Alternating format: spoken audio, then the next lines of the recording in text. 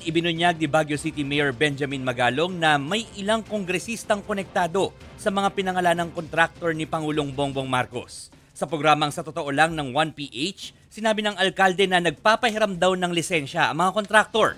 Ito raw ay para magamit sa katiwalian sa flood control projects. Ayon pa kay Magalong na siya ring lead convener ng Mayors for Good Governance na sa 67 kongresista ang di umano'y naikinabang sa ganitong kalakaran. Dagdag pa ni Magalong, sangkot din daw ang mga opisyal ng DPWH. Nauna nang iginiit ng ahensya na nag-iimbestiga sila sa umano'y anomalya.